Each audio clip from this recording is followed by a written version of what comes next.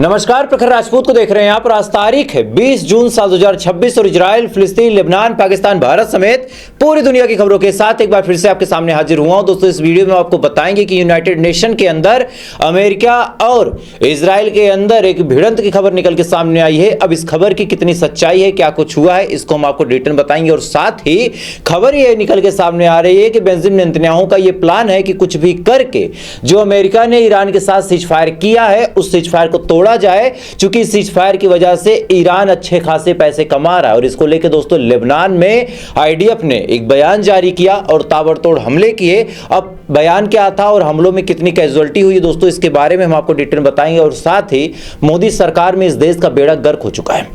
जी हाँ, अब तक ऐसा लगता था कि यार हर सरकार में कोई ना कोई कमी होती है, हर सरकार में कोई ना कोई खामी होती है, लेकिन आज जो चीजें निकल के सामने आई हैं उन चीजों को देखने के बाद ऐसा लग रहा है कि शायद ये सरकार अब काम करने में समर्थ ही नहीं है। और साथ ही काकरोच जनता पार्टी ने भी आज इसको लेकर जबरदस्त प्रोटेस्ट किया और प्रोटेस्ट में क्या कुछ हुआ वो भी इस वीडियो में आपको बताएंगे। और साथ ही डोनाल्ड ट्रंप ने अपने काफिले में एक और खतरनाक प्लेन ऐड किया है। जी हाँ, एक और खतरनाक प्लेन ऐड किया है, यानी अमेरिका के जो टैक्स पेयर है उनका पैसा कहां जा रहा ये भी मैं आपको डिटेल बताऊंगा। और साथ ही सऊदी अरब और कतर को लेकर डोनाल्ड ट्रंप ने वो सच्चाई बता दी जिस सच्चाई को सऊदी अरब और कतर छिपा रहे थे। यानी यकीन मानिए दोस्तों, आज की जितनी वीडियो मैं आपको बताऊंगा वो तमाम खबरें बहुत ज्यादा अहम होंगी, बहुत ज्यादा इंपॉर्टेंट होंगी। इस वजह से वीडियो को लास्ट तक जरूर देखिएगा।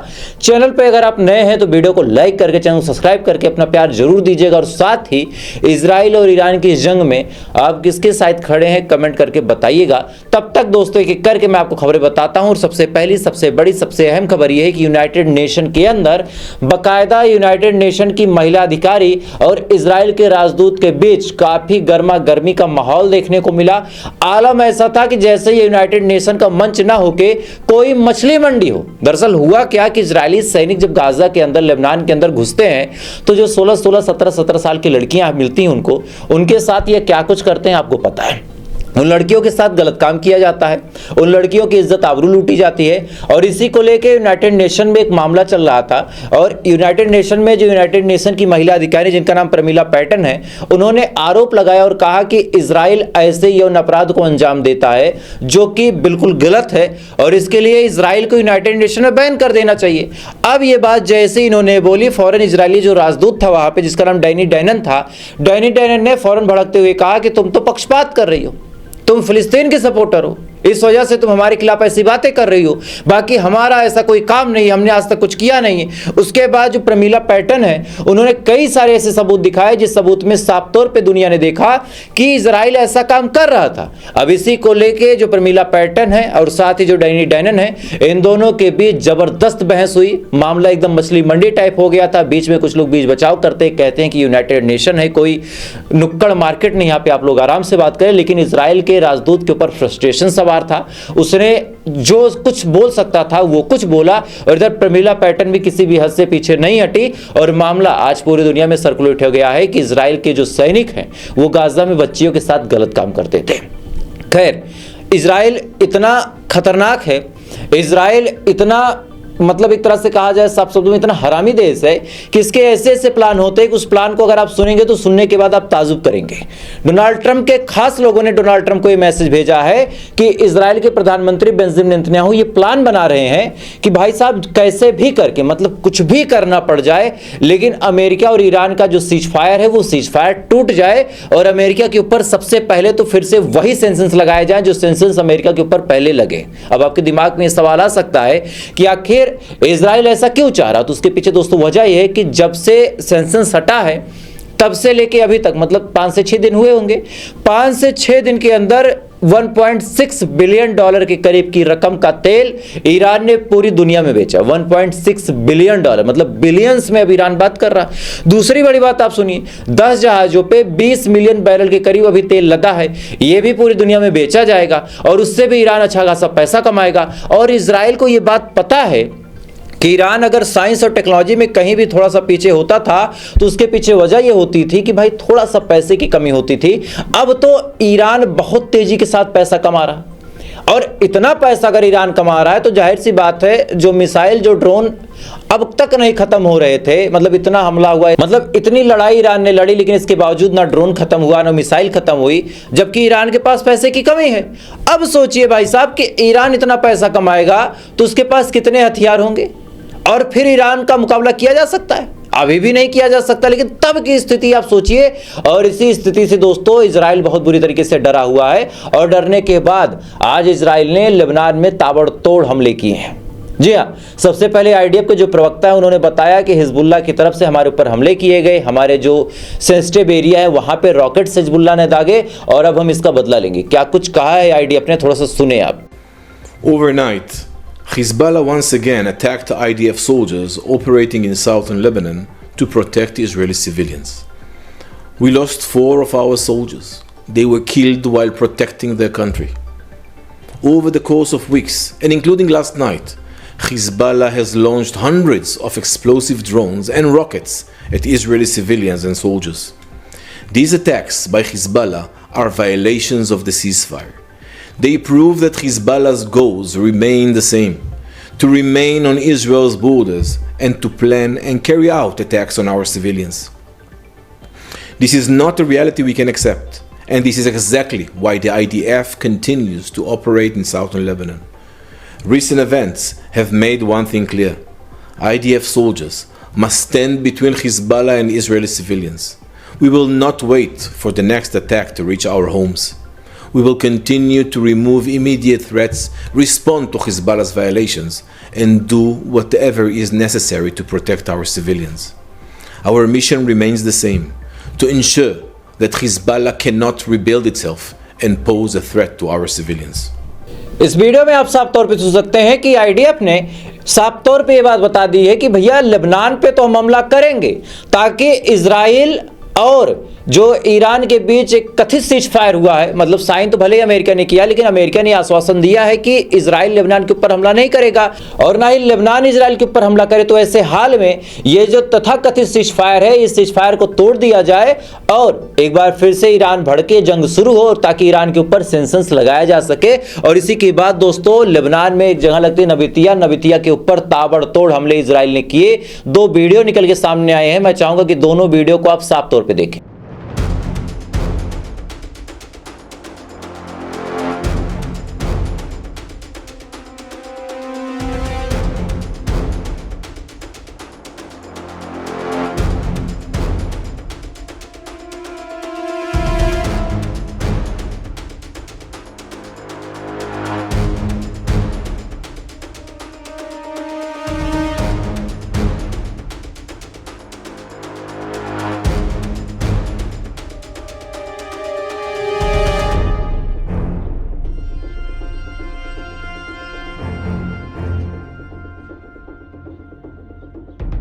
इस वीडियो में आप साफ तौर पे देख सकते हैं कि किस हिसाब से लेबनान के ऊपर इजराइल के हमले उसी हिसाब से हो रहे हैं जिस हिसाब से इजराइल के हमले पहले थे। अब सुनिए, बेन गबीर जो कि एक बड़ा हरामी मंत्री है इजराइल का, उसने साफ तौर पे कहा है कि भले ही हमसे अमेरिका रिक्वेस्ट कर रहा है कि सीज फायर कर लो, लेकिन एक बात अमेरिका याद रखे कि हम अपने लोगों को बहुत पसंद करते हैं, और अगर हमारे एक इजरायली माँ की आंख में आंसू आएंगे तो हम पूरे लेबनान की माओ की कोख उजाड़ के रख देंगे।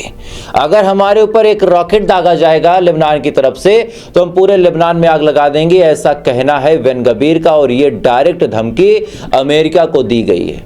अब आप सोच के देखिए कि इजराइल अपने मकसद के लिए किसी को भी गधा और किसी को भी बाप बना सकता है। आज डोनाल्ड ट्रंप उसके हिसाब से काम नहीं कर रहा है केवल 5 दिनों से, तो डोनाल्ड ट्रंप को भी धमकी मिल गई।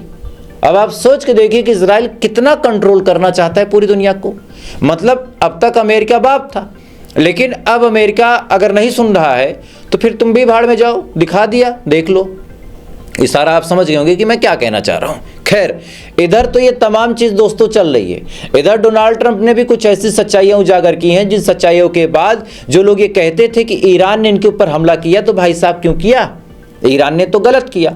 आज डोनाल्ड ट्रंप ने साफ तौर पे कहा है कि हम कतर और सऊदी अरब और साथ ही यूएई के बहुत ज़्यादा शुक्रगुजार हैं, चूँकि इनके जो राजा हैं, इनके जो प्रधानमंत्री, इनके जो राष्ट्रपति हैं, ये तमाम लोग हमारे कंधे से कंधा मिला के खड़े रहे हमारे साथ, और साथ ही इस जंग में हमारे साथ इन्होंने लड़ाइयाँ भी लड़ी। मतलब जब ईरान के ऊपर अमेरिका हमला कर रहा था तो उस हमले में ये तीनों देश भी शामिल थे, गुपचुप तरीके से लोग हमला कर रहे थे, ऐसा कहना है डोनाल्ड ट्रंप का। और पूरा वीडियो आप खुद सुने। It's really an honor, and I want to thank the Emir of Qatar. He's a fantastic guy. He went through a lot over the last few months. He's very brave, as were Saudi Arabia, the Crown Prince, and the King of Saudi Arabia, who's in good health. He's a little older. Got a little bit, I knew him when he was a little bit younger. I've known them all for a long time, but the Crown Prince is a fantastic person. And UAE Mohammed from UAE, incredible. He's an incredible fighter. They're all incredible fighters. And they fought with us and they've been loyal to us.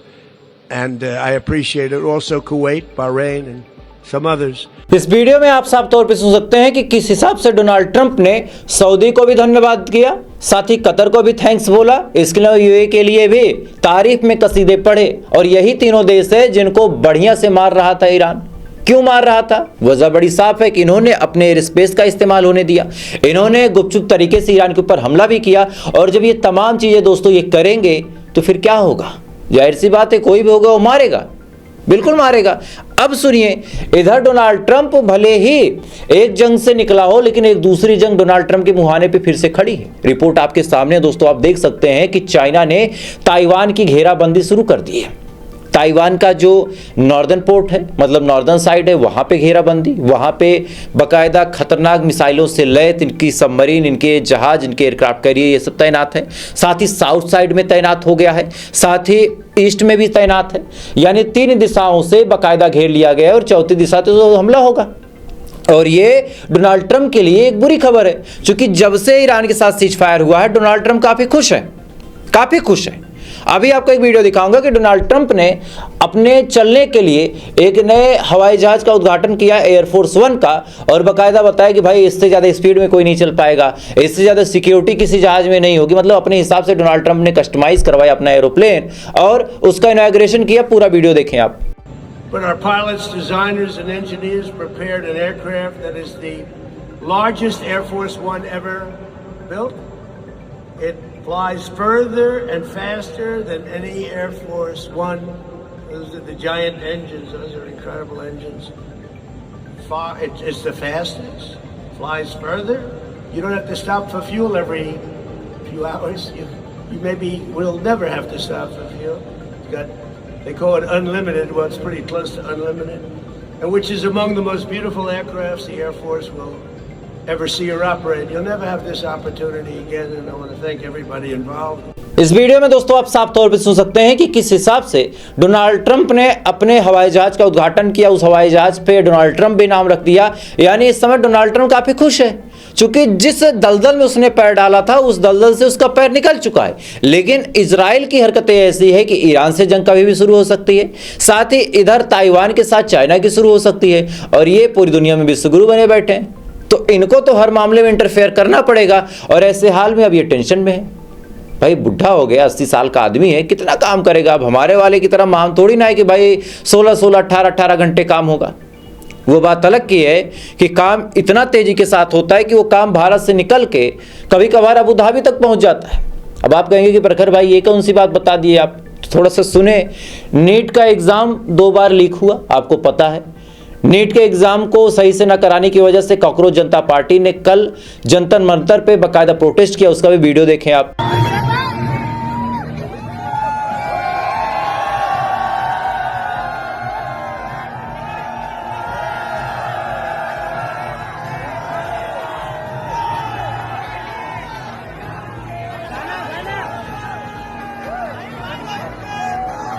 Cockroach Janata party ने ये protest इस वजह से किया चूंकि इस party का demand बड़ा क्लियर है। इनका कहना बड़ा साफ है कि भाई जो शिक्षा मंत्री है अगर वो एग्जाम सही से नहीं करवा पाता तो उसको कायदे से इस्तीफा दे देना चाहिए और इसमें कोई गलत नहीं है। लेकिन अब सुनिए, 2 बार नीट का एग्जाम जब लीक हो गया तो तीसरी बार यह हुआ कि भैया टेलीग्राम बंद कर दो। ऐसा करो कि भाई साहब एयरफोर्स की जो विमान है, मतलब जैसे राफेल ओफेल टाइप की जो विमान है वो लेके जाएंगे पेपर, ताकि रास्ते में लीक ना हो। साथ ही अलग अलग और सिक्योरिटी पॉइंट बना दिए गए, तमाम तरह की और नौटंकियां की गई। लेकिन अब सुनिए, एडमिट कार्ड एक बच्चे ने अपना साझा किया है, उसका सेंटर अबू धाबी पहुंच गया है। आप अपनी स्क्रीन पे साफ तौर पे देख सकते हैं कि एक बच्चे का जो सेंटर है वो अबू धाबी चला गया। अभी बच्चा चूंकि सोशल मीडिया पे जानकार था तो इसने इस मामले को बड़े जोरों शोरों के साथ उठाया। तब नीट वालों ने कहा कि भाई साहब हम इस मामले में सुरक्षा के साथ कोई अलग अल्टरनेट रास्ता अपनाएंगे और सुधार करेंगे। अब आप सोच के देखिए कि अगर इस बच्चे के पास मीडिया की आवाज ना होती तो ये बच्चा कहां जाता? Abu Dhabi. सोचिए, सोशल मीडिया पे इसका जो वो एडमिट कार्ड है सर्कुलेट ना होता, वायरल ना होता तो इस बच्चे का तो एग्जाम गड़बड़ हो जाना था। अब सुधार किया जाएगा, 1-2 दिन की बात है। कहां सेंटर जाएगा इसको पता नहीं, ये वहां पे कैसे रुकेगा। मतलब इसका जो एक मानसिक उत्पीड़न हुआ है, आप सोचिए, आप किसी चीज का पेपर देने जाएं, आपको पता चल जाए कि भारत में उसका सेंटर ही नहीं है। आप पढ़ पाएंगे मन लगा के? रोएंगे आप। इस बच्चे के साथ भी कुछ ऐसा ही हुआ, रो रहा था बेचारा, लेकिन बस वही लास्ट में सॉरी। खैर, सॉरी की क्या बात। अब सुनिए, नवी मुंबई में एक एयरपोर्ट बना, न जाने कितने 100 करोड़ इसको बनाने में लगे और अभी तक मुंबई में बरसात आई नहीं है।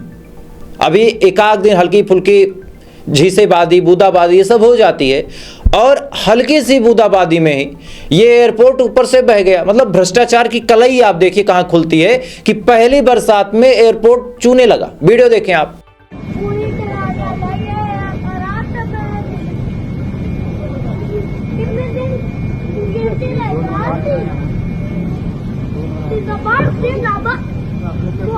और अब आपसे एक सिंपल सा सवाल पूछता हूं दोस्तों, इस वीडियो में आपने साफ तौर पे देखा कि किस हिसाब से छत लीक हो गई। अब सिंपल सा सवाल है कि भाई साहब एक बात आप बताइए, किसकी सरकार है? और अगर यहां पे कोई सवाल उठाए तो वो गद्दार है, वो पाकिस्तानी है, देशद्रोही है, यही तो होता है। खैर, अगर आप चाहें तो इस वीडियो को शेयर कर सकते हैं, हमारी ताकत बन सकते हैं, हमारी तरह से आप भी आवाज उठा सकते हैं। कुछ करना नहीं, वीडियो को 4-6 लोगों से शेयर कीजिए ताकि वो भी तो जान सके कि इस देश में क्या हो रहा है। बाकी थोड़ी देर बाद आपसे फिर मुलाकात होगी ऐसी किसी खबर के साथ। तब तक आप अच्छे रहें, खुश रहें, अपना ख्याल रखिए, अपने देश का ख्याल रखिए। जय हिंद, ऊपर वाला आपकी हिफाजत करे।